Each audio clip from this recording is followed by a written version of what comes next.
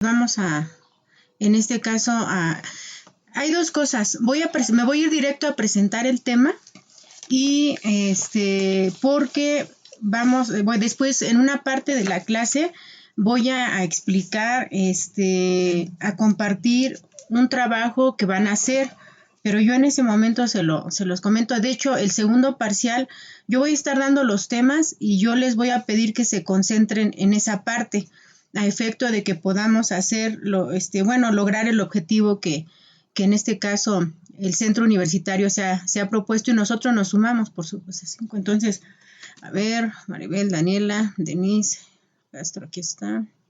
Ajá. Entonces, por eso me voy a ir directo al tema, esperando que, como siempre, su atención. Ya saben que vamos en este caso, vamos a estar atentas a lo que pudiera, a alguna duda que se pudiera presentar. Entonces, permítame porque no me deja compartir todavía. Ya abrí mi archivo, pero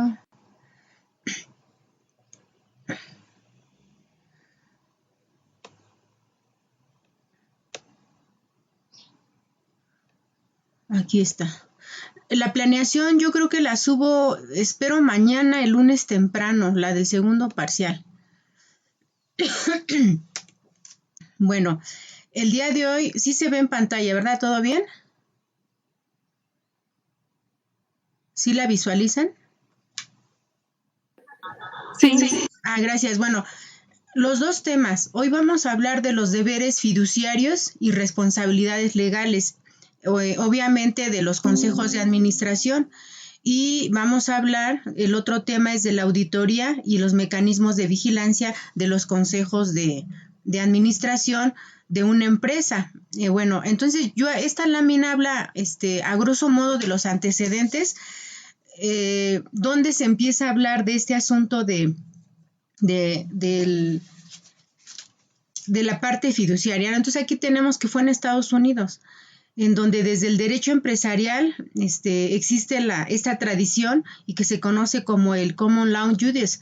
En ese momento las Cortes de Estados Unidos han articulado y desarrollado conceptos estableciendo 3 tipos de deberes fiduciarios. Entonces, por un lado, es que como están entrando, me tengo que salir, o tengo que regresar, pero bueno, todos que sean bienvenidos. Entonces, ustedes como se darán cuenta, en esta diapositiva, sí la siguen viendo, ¿verdad? Todo empieza allá. Entonces, por la experiencia en Estados Unidos, y ahí sí yo les pido que sean muy meticulosos en ver las diapositivas. Creo que pasaron algunas cosas en el examen. Los exámenes no son para, bueno, deja preguntas y voy y busco mis diapositivas y contesto y saco 10. Yo creo que son para hacernos un diagnóstico de qué tanto estamos comprendiendo en algunas partes finas. Entonces, lo valioso de esta lámina es que el origen de los deberes fiduciarios está en Estados Unidos y ellos hablaron de 3 deberes, principalmente la lealtad, la licitud y la diligencia. Entonces, prácticamente, al ser ellos los iniciadores, pues eso lo toman en el mundo como modelo y vamos a ver qué está pasando en este sentido. Entonces, bueno, aquí ustedes encuentran una definición y se dice que nacen en la relación de confianza entre el órgano de administración y la sociedad. Obviamente que en este caso la sociedad pues es la empresa, ¿no? Los accionistas, todos los que componen la empresa. Entonces no hay que dejar de lado que eso se entiende como estos fondos fiduciarios. A ver, ¿no ha entrado Ulises o sí? No, sí, ya está. Ya están, creo que ya están todos. Gustavo, no lo veo. No, él todavía no está. Bueno, me sigo. Entonces, ahí está la definición y no hay que olvidarlo, ¿no? Es esa relación que va a ser entre ellos. Obviamente todo esto tiene también un marco jurídico que ahorita vamos a estar viendo. Entonces, me sigo. Aquí ustedes tienen una breve lámina de los deberes, pero ahí hay algo muy importante, ¿no? Que en todo esto hay una ley del mercado de valores mexicana y ahorita vamos a ver por qué. Entonces, otra vez aquí dice, se entiende por deberes fiduciarios a los impuestos, al órgano de administración y funcionarios sociales que gocen de la representación orgánica, así como a personas que tengan la representación voluntaria de las personas morales, para limitar el ejercicio de sus facultades. O sea, traducción, cuando se falta a esos deberes, entonces puede haber el pago de impuestos, porque se violentaron esos principios o lo que rige de buena fe los actos de la relación que dijimos. Entonces los fondos, por eso se llaman fondos fiduciarios, ¿sí? Ahora, yo quise enfatizar aquí en México, ahora, ¿no? Pues egoístamente tal vez estamos aquí y dice que estos deberes, junto con el resto de las reglas de gobierno corporativo, aquí hay algo importante, solo obliga su observancia a las empresas que cotizan en la Bolsa Mexicana de Valores. O sea, no todas las empresas cotizan en la Bolsa Mexicana de Valores. Entonces, las que sí cotizan son los que tienen estos deberes fiduciarios. Me parece que es como la cuarta cosa importante en el tema del día de hoy. Entonces, por eso la ley que vimos hace un momento, la Ley Mexicana de la Bolsa de Valores. Ahora aquí dice, bueno, pero hay empresas que aunque no están cotizando, se suman a estos estatutos sociales de las llamadas reglas del gobierno corporativo y entonces cumplen también no solamente con los códigos de ética, sino que también analizan y empiezan a participar sin que sea obligatorio en los deberes fiduciarios. Entonces, solo tienen o participan en este deber las empresas que cotizan en la Bolsa Mexicana de Valores, ¿sí? Bueno, y aquí lo que voy a ir haciendo una serie de cosas para explicar compartir qué son esos deberes. Entonces, el deber de lealtad representa la obligación por parte de los administradores y miembros del Consejo de Administración. Ahí hay que tener cuidado, ¿no? Porque algunas personas en el examen me decían que todos, algo así como que todos eran parte del Consejo de Administración y eso no es cierto. Hay un proceso de selección muy apegado a la ley, porque obvio, yo no voy a meter a todos los accionistas a ser parte del Consejo de Administración, porque una de las partes más importantes en una empresa es el Consejo de Administración. Incluso algo de donde yo me he apoyado mucho es en los estatutos de Bimbo, y que ustedes los pueden bajar fácilmente de la red. Entonces, si uno empieza a leer más todo eso, yo los invito a que como contadores públicos, ustedes puedan bajarlos y leerlos. Es un documento de menos de 50 páginas, pero la verdad vale la pena porque te da todo un panorama de cómo está funcionando. Igual y ustedes ya lo tienen, pero, por ejemplo, en este acto, en una empresa como Bimbo o como cualquier otra, hay dos partes muy importantes y que son los que van a administrar a la empresa o a todas las empresas, al corporativo. Uno es el director general, pero antes que él están los consejos de administración. Entonces, en la otra sesión veíamos un poco quiénes los integran y si ustedes bajan los estatutos de una empresa, ahí viene de manera más clara quiénes los integran. Entonces, esos deberes de lealtad son son una obligación por parte de los administradores y los miembros del consejo. ¿Y cuál es el gran objetivo? Maximizar la riqueza de todos los accionistas por igual, incluyendo porque hay accionistas minoritarios y mayoritarios y de acuerdo a su situación pueden participar en la toma de decisiones de los consejos de administración. Eso es algo muy interesante, no porque vamos a suponer que yo sea accionista de Bimbo, no por eso voy a poder ser en algún momento secretaria de un consejo de administración, no. Hay porcentajes hasta que las mismas empresas ponen límites de que, por ejemplo, bueno, si yo tengo más del 15% de acciones en esa, tal vez pueda entrar a los consejos, pero nada más tener voz, pero no voto. Entonces, depende de cada empresa. Entonces, aquí dice, se trata del deber fiduciario más importante, el de lealtad, y se refiere a que todas las decisiones que se tomen dentro de una empresa deben de responder al mejor interés de la misma y nunca a intereses particulares. Creo que si esto se llevara a los gobiernos, híjole, la vida cambiaría, ¿eh? Creo que el conocer todo esto nos lleva a ver por qué el éxito de muchas empresas. Y seguimos aquí con el deber de la lealtad. Dice, hay varias actividades que tienen que ver con este deber. Y aquí yo les pongo un listado. El primero, por ejemplo, es la confidencialidad. No utilizar información de la compañía en pro de intereses particulares. Y bueno, justo todo esto, muchachos, muchachas, es lo que se hace en el gobierno, por eso yo creo que tantos fracasos, ¿no? Por ejemplo, evitar la usurpación de negocios, informar sobre las irregularidades, la discreción con la información, evitar conflictos de intereses. Entonces, todo esto representa la lealtad, que es uno de estos puntos del día de hoy. Ahora, vámonos con el de licitud. Si ustedes se dan cuenta, dice, se refiere al actuar cumpliendo con los ordenamientos aplicables de no realizar actos ilícitos, como por ejemplo difundir o dar información falsa que induzca al error de las diferentes fases.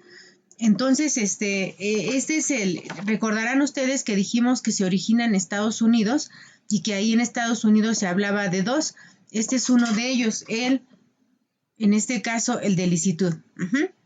Vamos a ver la otra parte. Ahora viene el deber de diligencia. Maribel, ¿me puedes ayudar a leerlo, por favor? Deber de diligencia.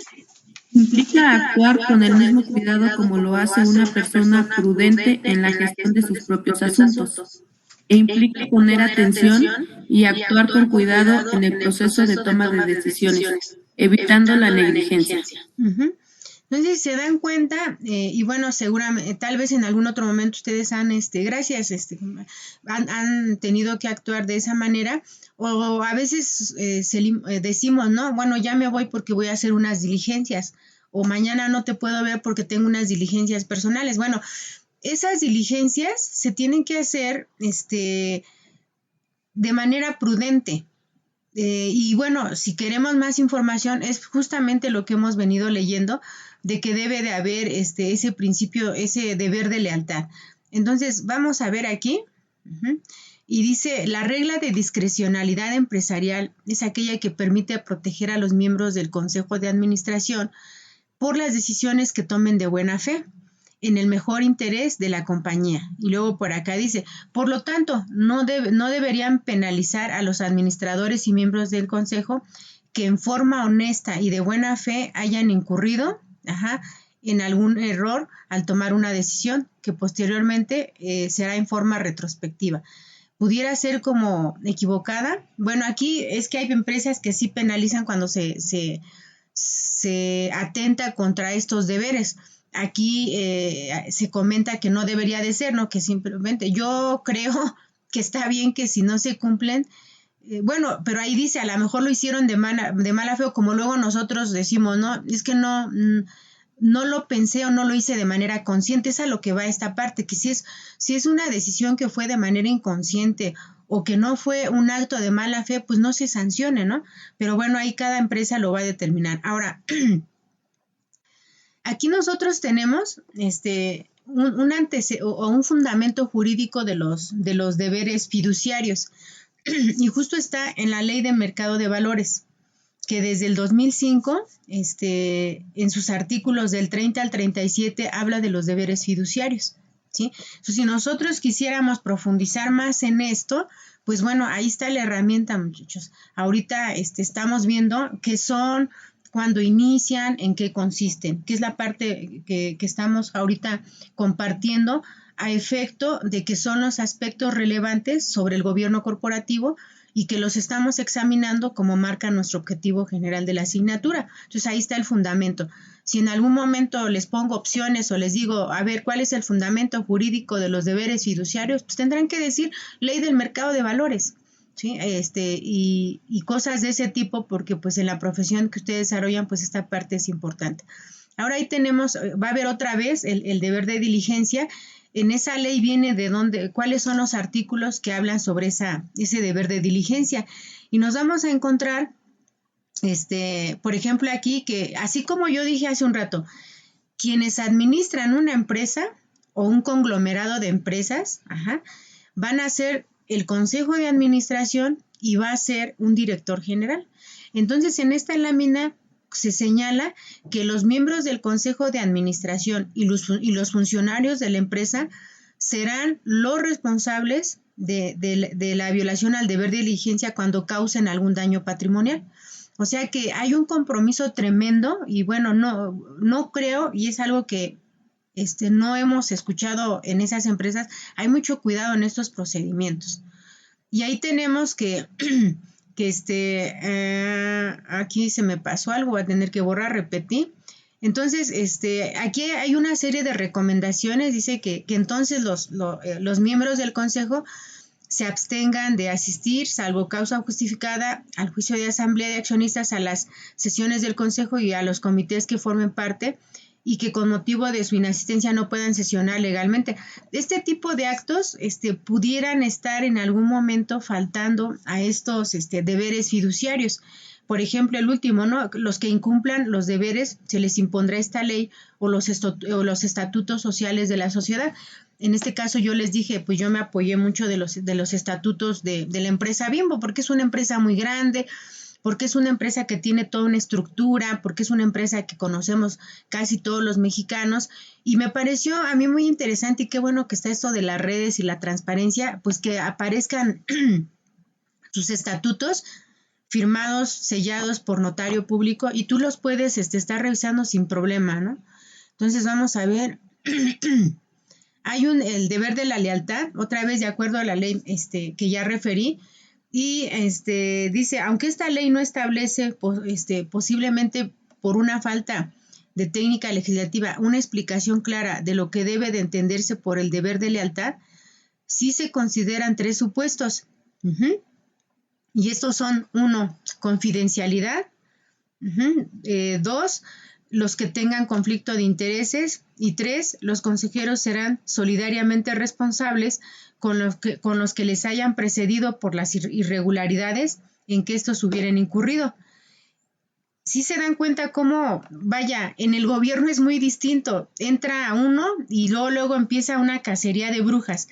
Entonces, aquí fíjense cómo dice, los consejeros serán solidariamente responsables con los que los hayan precedido por las irregularidades que estos hubieran incurrido, ¿sí? Entonces, dice, si conociendo estas o de nuevas irregularidades no las comunican por escrito al comité de auditoría y al auditorio externo. Esto significa que si yo llego a administrar una empresa y yo encuentro irregularidades por el deber de lealtad, porque tengo una lealtad no con los accionistas, no con los consejos de administración, no con el director general, sino tengo una lealtad con la empresa, con la sociedad. Y es a veces lo que en otros lados cometemos errores, que ese deber solamente lo tenemos con una persona, y aquí por eso la visión es muy diferente, ¿sí? Ahora dice, por su parte, el artículo 35 indica que los miembros y secretarios del Consejo de Administración incurrirán en deslealtad ante la sociedad por los daños y perjuicios causados, ¿sí?, a las mismas o a las personas morales que controlen cuando realicen cualquiera de las siguientes conductas: voten en las sociedades de consejo o tomen decisiones relacionadas con el patrimonio de la sociedad con conflicto de interés. Entonces, ustedes aquí tienen una serie de casos. Por ejemplo, no revelen en las sesiones del consejo o comités los conflictos que se tengan. Hagan uso indebido de la información relevante que no sea pública, lo que ya habíamos dicho. Entonces, cuando se violenta eso, es cuando se está incumpliendo este deber de la lealtad. Y esta información es parte en este caso, de la ley. Entonces, o por ejemplo el último, que aprovechen o exploten en beneficio propio o de terceros oportunidades de negocio que correspondan a la sociedad. Ahora vamos aquí un poco la normatividad de estos deberes fiduciarios, aparte de la principal que dijimos que era la ley del mercado de valores. Y entonces aquí ustedes tienen que hay una normatividad externa y hay una normatividad interna. Entonces, nosotros ahorita, por ejemplo, el primer punto dice que las leyes que genere o emitan los gobiernos federales o estatales y locales, como el caso de la ley que acabamos de referir, y hay un listado, ¿no? Pero en la parte interna prácticamente va a ser lo que las propias sociedades estén diseñando, como por ejemplo son todo lo que podemos encontrar en sus modelos de gobierno corporativo o los códigos de conducta. De hecho, Bimbo tiene algo que se llama código de conducta, código de ética, perdón, así se llama. Entonces, eso dependerá de cada una de las empresas. Ahora, aquí hay algo importante, dice, las diversas normas, leyes y disposiciones, perdón.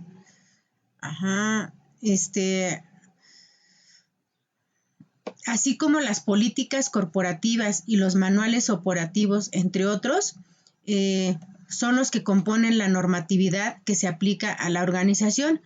Dicha normatividad tiene como propósito, y por eso subrayé lo que ustedes ven subrayado, me parece que es lo relevante.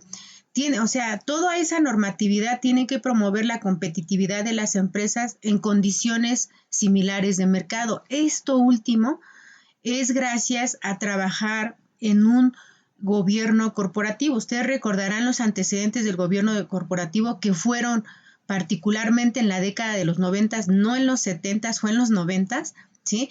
Y lo que se trata es que todos los que pertenecen a esos grupos de empresarios puedan tener las condiciones similares del mercado para que se promueva la competitividad.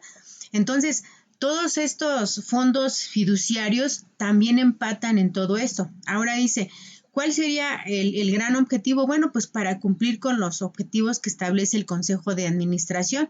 Entonces, sí hay toda una estructura organizacional, funcional y operativa, ¿no? Como es todo esto. Entonces, ahí explicamos, se escribe más en qué consiste.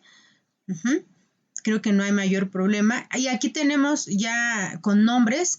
La primera tenemos la ley del mercado de valores, la ley de sociedades de inversión, la ley de sociedades mercantiles, las circulares, en este caso de la Comisión Nacional Bancaria y de Valores, el Reglamento General de la Bolsa Mexicana de Valores, los manuales operativos y los códigos de ética profesional de la Comunidad Bursátil Mexicana. Y el último que son, y es algo que hemos estado observando acá, los códigos de mejores prácticas corporativos, ¿sí? Ahora, hay otro tema que estaba en el índice, en la portada, y es justamente este asunto de la auditoría y los mecanismos de vigilancia. Entonces, aquí yo nada más recupero un concepto a grosso modo de qué es la auditoría interna, y dice que esta asegura que los controles internos establecidos sean los adecuados para mitigar los riesgos, que los procesos de gobierno sean eficaces y eficientes y que las metas y objetivos de la organización se cumplan. Entonces, las empresas, las sociedades, pues también tienen auditorías, y ahorita vamos a ver un poco más sobre esto. En esta lámina yo solamente les comparto un poco para que ustedes la vean con calma. Seguramente ya en otras asignaturas lo han visto de una manera más amplia. Ahorita yo nada más comento para poder encajarlo en más o menos cómo está funcionando la auditoría en los consejos de gobierno y cómo podría concebirse. Entonces, de hecho, en los estatutos de Bimbo se habla de la auditoría externa, no interna, ¿sí? Entonces, a nivel de gobierno corporativo, la que importa es la auditoría externa, ¿sí? Porque es como sociedad. Entonces, aquí tenemos tipos de auditoría interna, pero les digo, eso seguramente será, como dicen, harina de otro momento. Pero bueno, ahí está. Dentro de una empresa, la auditoría operativa o de gestión, la de calidad, la de administración y la de informática. Sí, esto es como que lo que dice un poco la teoría. Ahora, hay una parte que les dije que se llama mecanismos de vigilancia. Y aquí yo lo único que comparto es una definición de lo que implica vigilancia. Si ustedes se darán cuenta, dice, refiere a la acción y al resultado de vigilar algo o alguien, en tanto de la misma forma que designa el sistema organizado y capacitado para llevar dicha acción de vigilancia. Entonces, aquí me parece interesante porque dice, bueno, de manera esencial la vigilancia consiste en monitorear el comportamiento de las personas, de objetos o de procesos que se encuentran insertos dentro de un determinado sistema. Eso es a grosso modo la vigilancia. Ahora yo quise compartir cómo está esto en el caso de Grupo Bimbo. Y esto viene en sus estatutos. Ustedes ahí lo pueden encontrar. Yo lo único que hice fue leerlo y retomar la parte que me interesaba para el tema del día de hoy y poner como caso pues al Grupo Bimbo. Ya ustedes podrán buscar, no sé, Cementos Zapasco, alguna otra empresa, ¿no? Bueno, aquí, en Bimbo, el Consejo de Administración cuenta con el auxilio de los comités. Por eso resalté en negrito lo que me interesa para el tema. Los temas del día de hoy son deberes fiduciarios, responsabilidades legales. Las responsabilidades legales se encuentran en la normatividad que les acabo de compartir. Y hablar de lo que es auditoría y los mecanismos de vigilancia de los consejos de administración, ¿sí? Y los deberes fiduciarios y responsabilidades legales eran de la sociedad desde su parte estructural y funcional. Entonces, ahorita esto lo voy a encaminar hacia allá. Entonces, bueno, primer acto. En Bimbo, el Consejo de Administración va a contar con comités llamados de prácticas societarias y de auditoría. ¿Cómo se van a integrar estos comités? ¿Sí? Por consejeros independientes y por un mínimo de 3 miembros designados del propio Consejo de Administración.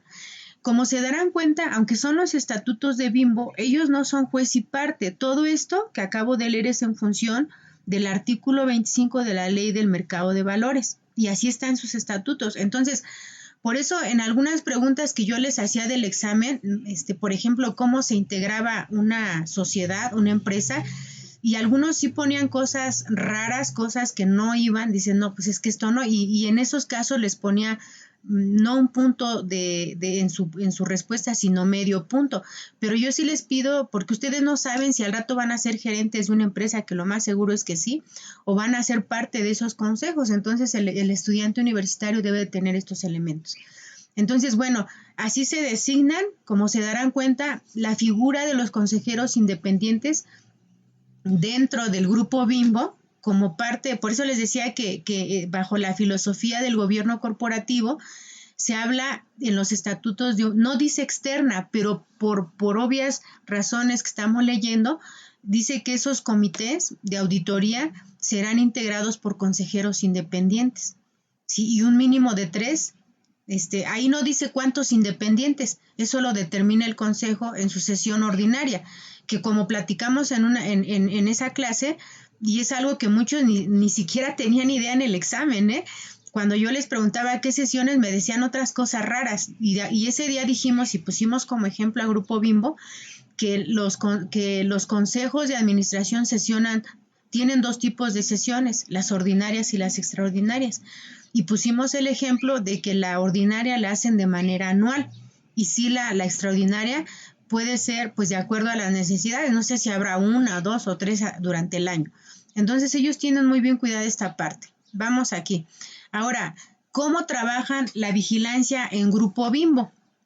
Bueno, dice, la vigilancia, ahorita yo les compartí una definición de vigilancia, pero ya en los estatutos ellos ya delimitan de qué vigilancia estamos hablando como sociedad, y obviamente todo esto encaja en los deberes fiduciarios que hace un rato leímos, la lealtad, la licitud, ¿sí? Entonces vean, la vigilancia de la gestión, conducción y ejecución de los negocios de la sociedad estarán a cargo del Consejo de Administración. Pero fíjense bien, si yo en algún momento les pongo en su examen qué tipo de vigilancia se realiza dentro de de una sociedad o de un grupo corporativo, no me vayan a poner a su libre albedrío. Hay vigilancia administrativa, económica, política, o sea, pues qué bueno, como rollo está bien, pero en términos estrictos del deber ser no, porque eso lo establecen los estatutos. Yo sé que hay estudiantes que tienen ideas brillantes y entienden, pero cuando se trata de estas cosas se apega uno a lo que dice la empresa. Entonces, en este caso de Bimbo, se hace ese mecanismo de vigilancia en la gestión, en la conducción y ejecución de los negocios de la sociedad, nada más. Ahora, ¿a cargo de quién está? Del Consejo de Administración, pero no directamente, sino ahí está la palabra en negrito, a través del Comité de Auditoría. ¿Sí? Hay un comité de auditoría dentro de las sociedades, en el caso de Bimbo, y ese comité es el que se va a encargar de vigilar, 1, la gestión, 2, la conducción, 3, la ejecución de los negocios. Nada más es esa parte. Y dice que en su caso el comité de prácticas societarias, ahí ojo, no siempre hay comités de prácticas societarias, los integran de acuerdo a lo que decida el Consejo de Administración en sus asambleas, ¿sí? Pero aquí es donde yo les decía, se habla de la vigilancia desde mi punto de vista interno, pero aquí se habla del auditor externo de la sociedad. Cuando yo les presenté una tabla y les dije, según esta tabla hay 2 tipos de auditoría, pero la que se da a nivel gobierno corporativo, por lo que yo revisé en Grupo Bimbo, es la externa. Y aquí está. Entonces, esa vigilancia va a ser, ¿sí?, por el Consejo de Administración, a través del Comité de Auditoría, a través del Comité de Prácticas Societarias y a través de un auditor externo, ¿sí? Que es justo lo que nosotros estaríamos viendo el día de hoy. Muchachos, disculpen si me fui un poco deprisa. Me interesaba que tuviéramos esta parte. Si ustedes quieren revisar, que ojalá y sí se den un tiempecito con calma todo esto, releerlo. Sé que ustedes por el perfil comprenden muchas cosas más que su servidora, pero a mí me parece muy interesante, insisto, si les interesa una empresa o si ustedes están trabajando en una empresa, lean los estatutos, de veras que les va a dar muchas herramientas. Para mí ha sido muy ilustrativo comprender toda esta parte. Y bueno, ¿alguna duda, algún comentario sobre todo esto que platiqué? Fueron 1, deberes fiduciarios, 2, responsabilidades legales, 3, auditoría y 4, mecanismos de vigilancia, que en la evolución de nuestros temas hacia allá vamos. ¿Alguna pregunta? ¿Algún comentario? Me gustaría que sí externaran algo, es novedoso, esto yo ya lo conocía, yo he participado en esto, hice un trabajo hace tiempo aquí de esto. Esa parte sí me interesaría, y si no fuera cualquiera de eso, pues al menos yo cómo lo entendí, ¿no? ¿Qué me llamó más la atención? Si me ayudan con eso un par de minutos en lo que yo abro otra cosa, me encantaría escucharlos. Pues lo que yo puedo compartir es que son muchas legalidades, que cada vez vamos viendo más normativas y más fundamentos, que pues si bien usted nos comenta que van a complementar nuestro conocimiento, pues sí hay que hacer como que un archivo de todos esos, para en el momento que se nos presente, pues saber por lo menos dónde buscar. Creo que la que más nos puede hablar de legalidades es Mari. Ella la entiende mejor. ¿Por qué Mari? En algún momento de mi vida estudié Derecho, sin embargo no la ejerzo. Y pues sí, comentando lo que dice Denise, y no solamente de que exista mucha normatividad, sino que es cambiante, ¿no?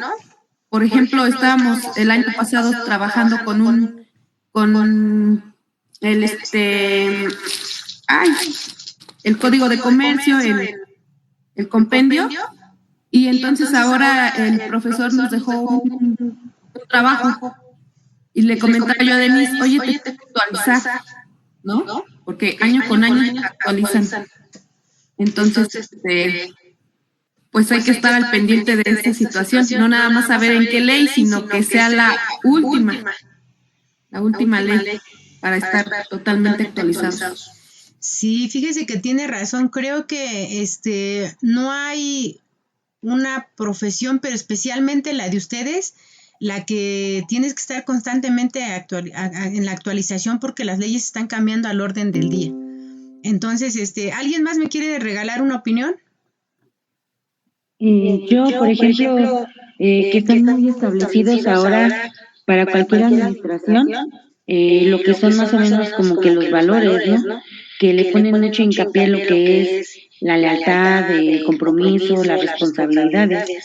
Y es una forma que se ha adaptado cada día en las empresas y pues ha dado buenos resultados porque en todas las clases que hemos tenido en otros en otras clases, en otras materias, vamos, nos hacen mucho hincapié de lo que es la obligación que tenemos de tener los valores bien fundamentados para poder ejercer nuestro trabajo. Y me parece que es muy bienvenido todo eso, ¿no? Y sé que lo están tomando con esa madurez para el mayor éxito en su formación profesional. Bueno, yo voy a dejarle hasta aquí este tema porque me interesa otra parte muy, muy, muy amplia. Miren, muchachos, seguramente mis pares en el transcurso del día van a comentarles esto. La universidad ahora tuvo a bien establecer una estrategia que consiste en un proyecto de evaluación a partir de un tema. Entonces, lo que nos están pidiendo que el segundo parcial ustedes puedan participar en una estrategia de aprendizaje que se llamaría aprendizaje basado en problemas. Entonces, nuestra universidad estableció ciertos mecanismos y a nosotros nos designan, a ustedes por ir en octavo y a ustedes por ser de esta carrera, nos designan justamente un tema que se llama las nuevas reformas del Austin. Las nuevas reformas del Austin. No sé ustedes, pregunta, ¿ustedes ya han hecho algún proyecto dentro de la carrera en el centro? Desde que entraron, un proyecto con algún maestro o maestra. Y ese proyecto. El proyecto con David, con el profesor David, con ¿qué hicieron? O sea, ¿en qué consistió el proyecto? A ver, ¿qué hicieron? O sea, lo hicieron individual, él les dio el tema, o agarraron un tema o sea, cosas así. No, fue proyecto de... se me fue. mercadotecnia. Sí, de mercadotecnia, pero el proyecto se llamaba... Era un proyecto para desarrollar un producto o servicio. Ok, bueno, a ver. Comercializar, hacer todo desde el inicio del producto y o mejorar uno que ya hubiera. Y nos dieron no solo a hacerlo, sino comercializarlo en la feria que hicieron de innovación. De innovación. Perfecto. Bueno, me encanta que tengan alguna experiencia. Bueno, entonces les decía, esta hoja que ustedes están observando son los pasos de aprendizaje basado en problemas. El tema al que nos vamos a pegar cada uno de nosotros, ¿sí? Es reforma laboral, outsourcing en México. Entonces, aquí hay unos pasos que ustedes van a hacer. Les decía que de acuerdo a lo que nos comentaron en la universidad, y eso va a aparecer en mi planeación que debo de subir a más tardar el lunes y que se las debo de compartir a ustedes a más tardar ese día, hagan de cuenta que va a haber una semana de evaluación de los proyectos. Y esa semana, para el caso de nuestra carrera, nos estaría tocando del 8 al 13 de marzo. No sé cómo va a estar, no sé a qué hora va a ser, solo sé que es en esa semana. La parte de organización la va a determinar la universidad, pero lo que sí sé es que cada uno de ustedes estarán presentando su proyecto en esa semana. A ver, primer acto. Vamos a tener una comunicación durante esta semana, ya sea a través de Claro o en el personal de WhatsApp. ¿Qué van a hacer ustedes? Yo aquí ya les presento la metodología de cómo hacer ese proyecto y pongo un ejemplo.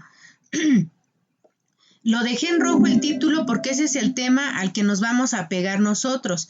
Entonces yo les pongo como ejemplo aquí, la corrupción en la administración pública en los estados de la República Mexicana. ese es mi tema. Ustedes van a poner su propio tema, pero que ese tema va a salir de esa línea que nos dio el Centro Universitario Los Ángeles. ¿Ustedes han leído o saben sobre el outsourcing?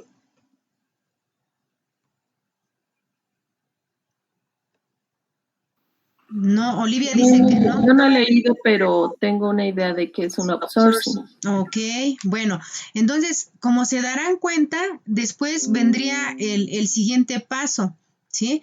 Y dice, se presenta y se selecciona el tema. Obviamente esto se hace a través de una pregunta, que es la pregunta que va a resolver un problema. Entonces, aquí mi pregunta con el tema es, ¿por qué se da la corrupción en los estados de la República Mexicana según el Instituto Nacional de etcétera? Si se dan cuenta, con la sola pregunta yo ya delimité un tema tan gigante como es la corrupción. Y lo único que yo quiero saber es por qué se da la corrupción desde ese instituto. No sé ustedes qué determinen, pero van a generar una pregunta que va a resolver un problema con respecto a la reforma laboral del outsourcing en México. Debo comentarles que en el 2012 hay una reforma laboral. Y en esa reforma es donde se toca este punto. Esa reforma se hace en la Ley Federal del Trabajo. Entonces, todo parte de ahí. De ahí para acá, mucha gente ha escrito artículos, una serie de cosas para decir cómo esa ley va a tener secuelas. Entonces, cada uno de ustedes se va a pegar a ese tema y va a arrancar con una pregunta, y esa pregunta nos va a resolver, ¿sí?, una parte de la reforma laboral del outsourcing, ¿sí? Eso es lo que van a hacer. Entonces, traten de delimitarla. Tal vez alguien lo haga con respecto al artículo. Otros, como ustedes son contadores, de hecho se supone que este tema nos lo dieron por el perfil de ustedes, porque digamos en otras carreras fueron otros temas. Ahora va a haber una conferencia magistral según lo que nos dijeron, porque esto también depende de la organización que esté haciendo el centro y de lo que les comenten los invitados, pero en teoría va a haber una conferencia magna el 26 de marzo, a la cual ustedes y yo estaremos ahí. Yo lo único que voy a hacer en esa conferencia es tomar la asistencia de ustedes, pero la que me interesa es que en esa semana del 8 al 13 ustedes van a presentar su proyecto basado en una pregunta que para ustedes va a responder un poco a la problemática que hay con respecto a la reforma laboral de outsourcing. Y yo aquí les pongo los pasos. Ya que tienen la pregunta, dice, se identifican las necesidades del aprendizaje. Entonces ustedes tendrán que leer artículos, ensayos, libros, notas de periódico, videos, audios, no sé. Yo aquí pongo lo que a lo mejor yo hice para este caso. Obviamente leer la ley de transparencia, revisar el portal del INAI, ¿sí?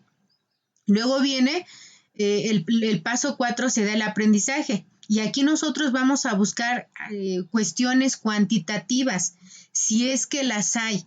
Pero es como que, ¿cómo poder ir haciendo este proyecto?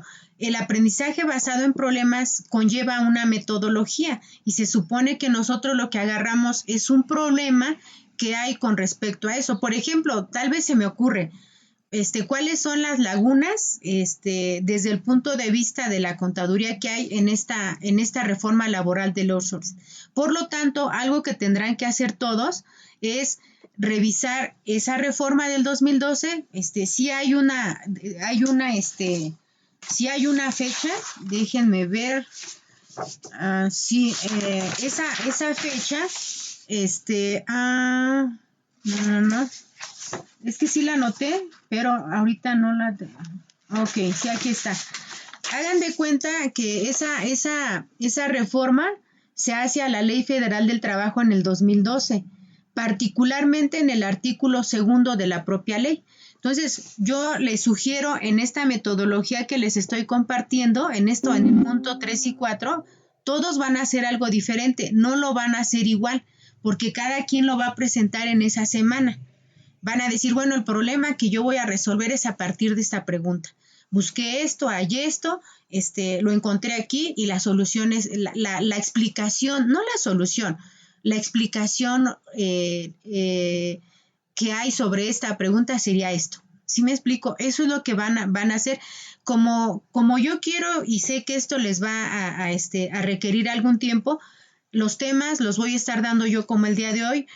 Voy a concentrar la segunda evaluación de este parcial en eso, para que ustedes a partir de hoy, yo voy a subir este escrito que ahorita están viendo, lo voy a subir desde hoy, y mi planeación sí la estaré subiendo mañana o el lunes a más tardar.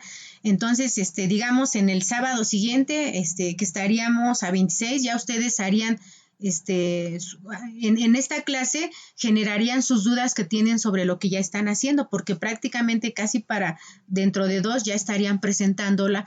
Va a ser como una especie de conferencias virtuales, ¿sí? Entonces, son ejercicios. Lo que la universidad quiere es que ustedes aprendan a través de proyectos de investigación que ustedes realicen, obviamente auxiliados por sus académicos. Yo me quiero pensar, y si no dentro de 8 días lo estaremos compartiendo, que de igual forma mis pares estarán haciendo algo muy semejante con ustedes, o a lo mejor nada más lo voy a hacer yo desconozco esa parte. Luego dice, se resuelve el problema, dice, compartir por qué se da la corrupción desde la teoría, desde la parte jurídica de las instituciones, en este caso fue el INAI. Se presentan resultados, los resultados ustedes nos piden que usen instrumentos, yo le puse que yo voy a presentar los resultados de lo que yo voy a investigar sobre la reforma laboral del Orsten en diapositivas, y se hará una evaluación tanto individual como grupal. Entonces yo los estaría, a lo mejor lo que les estaría pidiendo es que para el viernes de esta semana ustedes suban a Classroom el primer avance de su proyecto, que será el tema, que será la pregunta guía, ¿sí? Sobre la cual, y lo que llevan. Eso es lo que van a hacer. Eso es lo que ahora la universidad nos está pidiendo para el segundo parcial. Lo determinaron así para que en el primero parcial ustedes tuvieran como que esta parte de contextual de la materia, gobierno corporativo, y se supone que insisto, por su perfil, por el semestre en que van, el tema sería ese. Preguntas.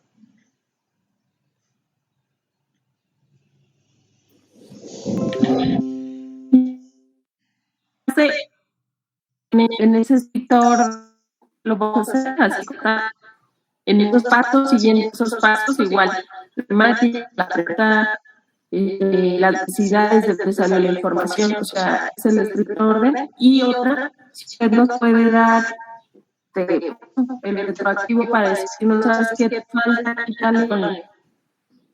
No te escuché lo último, es que tu audio está muy... La primera parte, sí, yo te sugiero esos pasos como metodología. Sí, lo primero el tema, después una pregunta delimitativa. Cuando yo digo que podemos tener comunicación, es eso. ¿Cómo ve este tema y esta pregunta? Para mí lo más importante es eso, porque la pregunta es la que va a resolver un problema. O sea, por ejemplo, yo digo, el tema es la contabilidad financiera. ¿Pero qué problema de la contabilidad financiera? Bueno, mi pregunta es, ¿cuáles son las lagunas legales de la contabilidad financiera en un micronegocio? Y ya, eso es lo que voy a hacer.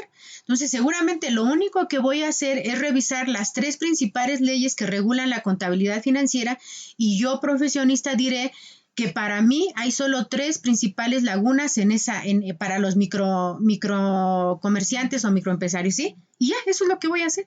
De ese gran tema, que es la reforma laboral del Orsten, ustedes eligen algo, lo que ustedes quieran. ¿Qué les recomiendo? Bajar la ley, leer ese artículo que ya les dije, buscar algún texto que sí los hay, que hable de la reforma laboral de 2012, y en eso consistió. Y esa parte en donde dice aprendizajes, ustedes lo van a ver. ¿Por qué? Porque cuando lo presenten van a decir, bueno, este es mi tema. La pregunta que busco explicar porque esto representa un problema para esto, es esta. Y de ahí yo busqué esto. ¿Qué me encontré? Me encontré esto. Entonces, una explicación a este problema e incluso posiblemente una salida es eso. Es lo que van a hacer. Nada más eso. Entonces, por eso no les voy a dejar ninguna otra actividad. Cada semana me van a subir un avance El producto final del segundo parcial va a ser el proyecto. Yo quiero que se concentren en eso. Ya en las clases yo estaré desarrollando los temas del programa y procuraré dar, no sé, una parte y la otra parte para las dudas, ¿sí? Pero sí quiero que antes de mandarme un tema, no me vayan a mandar, primero, elijan temas cortos, no le vayan a poner el Austin dentro de las empresas, del gobierno corporativo y su impacto en la sociedad y cómo esto influye en las finanzas. Relájense. Sugiero temas cortos y que los delimiten mucho en la pregunta y que digan, bueno, a ver, ustedes están a punto de salir, muchachos, ustedes ya tienen muchos referentes, piensen como contadores, después de revisar esa reforma, de leer ese artículo, ¿sí? Y si es necesario, busco otro ensayo, artículo, ahora sí ya tengo más el contexto, ahora a mí me interesa resolver esto, ¿sí? Eso es lo que estaríamos haciendo, así se va a evaluar el segundo parcial, ¿sí? Y yo estaré colocando en la planeación que el viernes que sigue y el otro viernes, hasta el día del evento, ustedes me van a dar primer avance del proyecto, segundo avance y presentación final. Y la presentación final, como lo entendí, van a hacer algo como lo que estamos haciendo ahorita, y entonces Denise compartirá pantalla para presentar su proyecto basado en un tema, en una pregunta, cómo lo hizo, qué encontró, cuál es la explicación, lo hará en diapositivas o en un video, lo que ella le acomode, se va a presentar a una comunidad y así se va a estar, así es hasta donde yo entendí que lo vamos a hacer en esa semana del 8 al 3. Yo mañana o a más tardar el lunes, ya estaré entregando la planeación y les estaré compartiendo las actividades a realizar. Por ejemplo, primera actividad que abriríamos con el inicio, elaboración del tema y el diseño de la pregunta del proyecto de investigación, ¿sí? ¿Alguna duda?